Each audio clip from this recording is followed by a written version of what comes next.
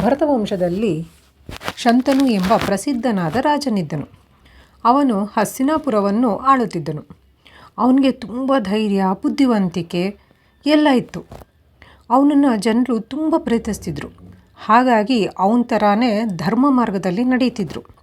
ಅವನಿಗೆ ಬೇಟೆ ಆಡೋದು ಅಂದರೆ ತುಂಬ ಇಷ್ಟ. ಅವನು ಒಂದಿನ ಬೇಟೆ ಆಡೋಕ್ಕೆ ಅಂತ ಹೋಗಿದ್ದಾಗ ಗಂಗಾ ತೀರದಲ್ಲಿ ಅಲ್ಲಿ ತುಂಬ ಸುಂದರವಾದ ಒಂದು ಕನ್ಯೆಯನ್ನು ನೋಡಿದ. ಅವಳ ರೂಪಕ್ಕೆ ಆಕರ್ಷಿತನಾದ. ಅವಳು ಹಾಗೆ ಅವನನ್ನು ಮೆಚ್ಚಿಕೊಂಡಳು. ಒಬ್ಬರನ್ನೊಬ್ಬರು ನೋಡುತ್ತಾ ಅಲ್ಲೇ ಬಹಳ ಹೊತ್ತು ನಿಂತುಬಿಟ್ರು. ಶಂತನುವಿಗೆ ಅವಳನ್ನು ಮದುವೆ ಆಗಬೇಕು ಅಂತ ಆಸೆ ಆಯಿತು. ಅವಳ ಬಳಿ ಹೋಗಿ ಮೃದುವಾದ ಭಾಷೆಯಿಂದ ನೀನು ಯಾರು ಎಂದು ಕೇಳಿದ. ನೀನು ಯಾರಾದರೂ ಆಗಿರು, ನಿನ್ನನ್ನು ನಾನು ಮದುವೆಯಾಗಲು ಇಷ್ಟಪಡುತ್ತಿದ್ದೇನೆ ಅಂತ ಹೇಳ್ದ. ಆ ಸುಂದರಿ ಬೇರೆ ಯಾರೂ ಅಲ್ಲ, ಗಂಗಾದೇವತೆ. ಅವಳು ಅವನನ್ನು ಮದುವೆ ಆಗಲು ಒಪ್ಪಿದ್ಲು. ಆದರೆ ಒಂದು ನಿಬಂಧನೆಯನ್ನು ಹಾಕಲು. ಆಗಲಿ ಮಹಾರಾಜ, ನಿನ್ನ ರಾಣಿಯಾಗಲು ಒಪ್ಪುತ್ತೇನೆ. ಆದರೆ ಒಂದು ನಿಬಂಧನೆ. ನನ್ನ ಬಗ್ಗೆ ಏನು ಕೇಳಬಾರದು ಮತ್ತು ನಾನು ಮಾಡುವ ಯಾವ ಕೆಲಸಕ್ಕೂ ಒಳ್ಳೆಯದಾಗಲಿ ಕೆಟ್ಟದಾಗಲಿ ನೀನು ಅಡ್ಡಿ ಮಾಡಕೂಡದು. ಹೀಗಿರುವ ತನಕ ನಾನು ನಿನ್ನೊಡನೆ ಇರುತ್ತೇನೆ. ಅಡ್ಡಿ ಬಂದರೆ ಅಥವಾ ಆಕ್ಷೇಪಿಸಿದರೆ ತಕ್ಷಣ ನಿನ್ನನ್ನು ಬಿಟ್ಟು ಹೋಗುತ್ತೇನೆ ಅಂತ ಷರತ್ತು ಹಾಕಿದ್ಲು.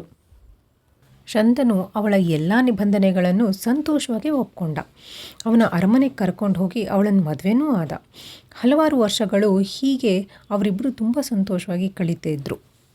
ಹೀಗೆ ಕಾಲ ಉರುಳುತ್ತಿದ್ದಂತೆ ಗಂಗೆ ಒಂದು ಗಂಡು ಮಗುವಿಗೆ ಜನ್ಮ ಕೊಟ್ಟಳು. ಆ ಮಗು ದಿವ್ಯ ತೇಜಸ್ಸಿನಿಂದ ಕೂಡಿತ್ತು.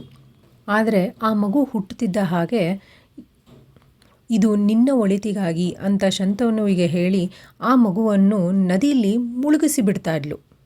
ಶಂತನುವಿಗೆ ಅದನ್ನು ನೋಡಿ ಬಹಳ ಸಂಕಟ ಆಯಿತು. ಆದರೆ ಅವಳು ಎಲ್ಲಿ ಅವನನ್ನು ಬಿಟ್ಟು ಹೋಗಿಬಿಡ್ತಾಳೋ ಅನ್ನೋ ಭಯಕ್ಕೆ ಅವನು ಸುಮ್ಮನಾಗಿಬಿಡ್ತಿದ್ದ. ಹೀಗೆ ಒಂದಾದ ಮೇಲೆ ಒಂದರಂತೆ ಅವಳಿಗೆ 7 ಗಂಡು ಮಕ್ಕಳಾದವು. ಆದರೆ ಆ 7 ಗಂಡು ಮಕ್ಕಳನ್ನು ಅವಳು ನದಿಗೆ ಎಸೆದು ಬಿಟ್ಟಿದ್ಲು. ಹೀಗೆ ಕಾಲ ಉರುಳ್ತಾ ಅವಳಿಗೆ 8ನೇ ಗಂಡು ಮಗುವೂ ಆಯಿತು. ಅದನ್ನೂ ಸಹ ನದಿಗೆ ಎಸೆಯೋಕ್ಕೆ ತಗೊಂಡು ಹೋಗುವಾಗ ಶಂತನುಗೆ ತಡಿಲಿಕ್ಕೆ ಆಗಲಿಲ್ಲ. ಶಂತನುವಿಗೆ ದುಃಖ ತಡೆಯೋಕ್ಕಾಗದೆ ಗಂಗೆಯನ್ನು ತಡೆದು ನಿಲ್ಲಿಸ್ದ. ತಡೆ ರಾಕ್ಷಸಿ, ಯಾರು ನೀನು? ಯಾಕಿಂತಹ ಕ್ರೂರ ಕಾರ್ಯವನ್ನು ಮಾಡ್ತಿದ್ದೀಯಾ? ದಯವಿಟ್ಟು ಈ ಮಗುವನ್ನಾದರೂ ಉಳಿಸು ಎಂದು ಅಡ್ಡ ಬಂದ.